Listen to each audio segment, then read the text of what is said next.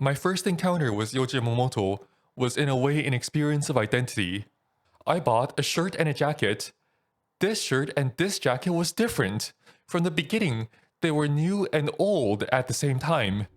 These are the words of Wim Wenders, award-winning film director.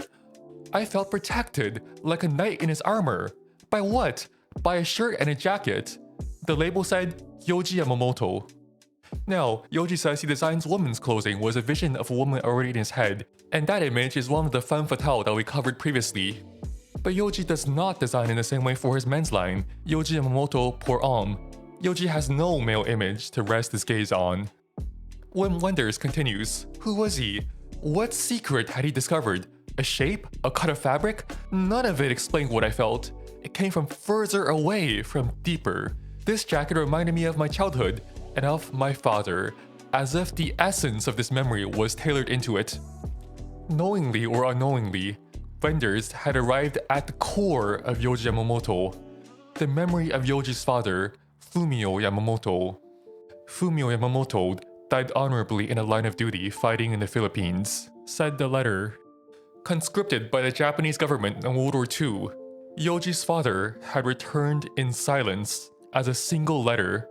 There was nothing left of him that returned, but this tersely worded official notice, printed on sin paper with a stamp worth 1.5 penny. Yohji's mother, Fumio Yamamoto, always had hope that he would eventually return. She waited out the last boats of demobilized soldiers returning from the Philippines, but Fumio's name was never there. Despite that, she never gave up. But her neighbors and relatives wouldn't let her go. Eventually, she had to give up waiting. They forced her to hold a funeral with her meager savings as a seamstress. However, there was nothing left of Fumio to bury, but his most prized possession before the war, a Leica camera. Yohji as a child did not understand any of this. He did not understand why the Showa emperor had sent his father to his death, and he did not understand everyone around his mother who made her give up hope. After the funeral, he rode his tricycle on and on and on, past the rice paddies until the sun went down. It was at this precise moment when Yohji decided to not fit into this unreasonable society that took his family away from him. This was the moment when Yohji decided to either be an outsider or get into crime. And this urge would resurface later in Yohji's life. In the previous video, we talked about how Yohji graduated from Keio initially with a prestigious law degree, but he didn't end up going down this path. To continue with a career in law would be to conform to the society that inflicted these wounds on Yohji and his family. The child on a tricycle would not let him. So he ended up at Bunka Fashion College for dressmaking, where his design talent won him both the Soen Prize and an Endo Prize, which rewarded him a round-trip ticket to Paris, the mecca of fashion. Yohji will later describe this experience as the worst humiliation of his life. Vogue, Marie Claire, Elle, everyone that he reached out to slammed the door on Yohji's face. His haute couture skills and designs from Bunka were already the past. In Japan, the fashion industry had praised him as a major newcomer, and he was compared to legends like Kenzo Takada and Junko Koshino. But here in Paris, he was an absolute nobody. Yohji would sit in Le Deux Magots cafe and see Parisians come in and out, wearing ready-to-wear Pierre Cardin and Sonia Rykiel, clothing that Yohji could not make. Yohji didn't know what to do. He fell into despair. He would end up in the Pigalle district of Paris, the red light district similar to his hometown of 𝗵𝗽𝘁𝗀. And it was there where he fell into self-destruction and vice. He would get drunk on cheap wine and gamble his money away on billiards night after night. This kind of self-destructive urge was not uncommon among those who grew up in wartime Japan. There was a circle of acclaimed post-war Japanese writers who were all deep into existentialism and self-destruction, among them Osamu Dazai and Ango Sakaguchi. Yohji once told Western journalists, "If you want to understand me in words, you must read Ango Sakaguchi." In fact, Yohji was the one who persuaded Sakaguchi's widow to translate his works. Despite all that, nobody in the West gave a shit, so I read Sakaguchi, in fact both the translation and the original Japanese. Reading it, I felt like I was being let in on Yohji's secrets, so now I will share that with you. Let's talk about this book that Yohji carries on him every time he goes overseas.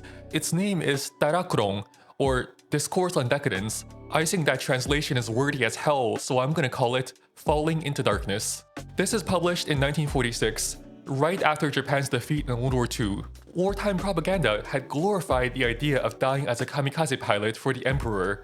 They were portrayed as a modern samurai, bound by Bushido ethics. But Sakaguchi comes out with a kick to the face of all that. He says Bushido was bullshit and the emperor is a lie. It wasn't the Showa emperor that took Yohji's father away. The emperor was no more than an invention, a convenient sock puppet for the military government, and this has been always the case ever since the Heian period in Japan. Whatever the emperor said became the word of a god, and served as a moral shackle on the desires and actions of the people through Bushido. But then the war ended, and the US made the Showa emperor get on the PA system and basically declare to everyone that he wasn't a god anymore. Sakaguchi writes, "Now that the war is over, the brave kamikaze pilots have become black market smugglers.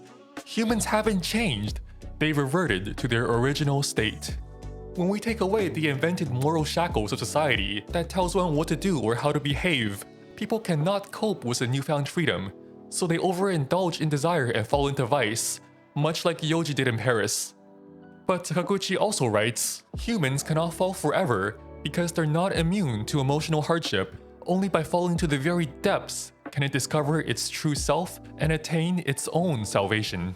And that was true for Yohji. He felt like he was gonna go insane in Paris if he stayed there, so he went back to Japan. And it was back in Japan where he started Wise, his own brand, based on his vision of the femme fatale, which we explored in the last video, a woman freed from the shackles of preconceived beauty and objectified femininity. The tattered, wrinkled black gabardine was the price she had paid for freedom, proof of her fall into darkness. A few years in, and the streets of Tokyo were full of these kind of women. They were called Karasuzoku or Crow Tribe. But there was a problem.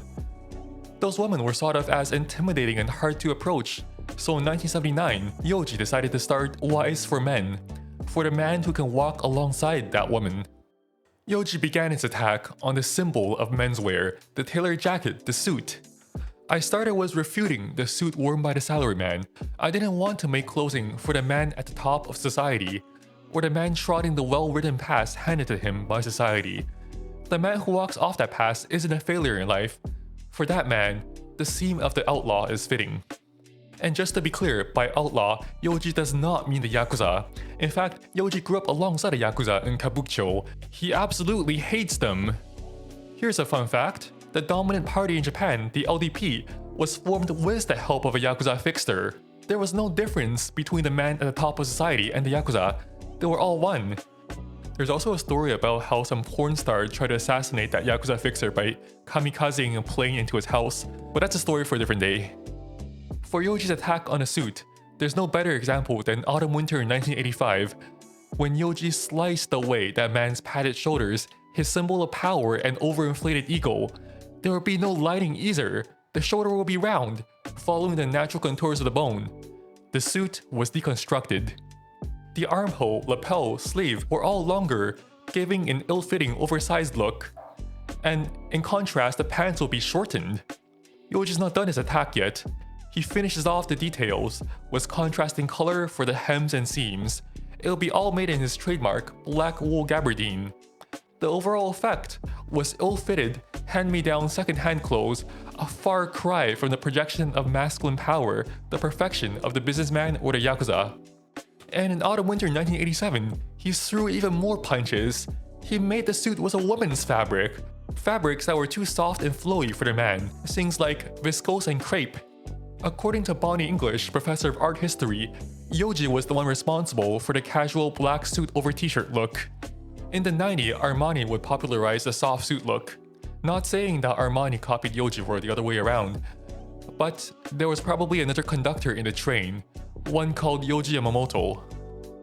So going back to the question we raised in the beginning, if Yohji is not designing for a finished male image, how is he designing for men? Instead of gazing outwards at an ideal man wearing Yohji, the gaze is flipped around. His clothing will be a gaze into his inner self, one of darkness and rebellion against society. No wonder why when Wenders put on this Yohji suit jacket, it felt completely different. It was not a normal suit, it was an anti-suit, the suit of an outlaw. And there is no one who summarizes this better than Yohji's beloved Ango Sakaguchi. Beauty for beauty's sake is not sincere. It is not in the end authentic. Such beauty is essentially empty and has no truths capable of moving people. Yohji is freeing the man from preconceived beauty, the idea of power, strength, and perfection. Instead, Yohji is giving the man a fall into darkness, the darkness of authentic vulnerability, literally through color and through the worn, deconstructed, ill-fitting look. So yeah, sorry nerds, Yohji ain't doing traditional menswear. Yohji has said that a man wearing his clothing is a fellow outsider, Yohji's accomplice in crime. And Yohji's gang of outlaws have accomplished something nobody else could in fashion, not even Comme des Garçons. The fundamental Yohji look has remained cool for almost 50 years so far.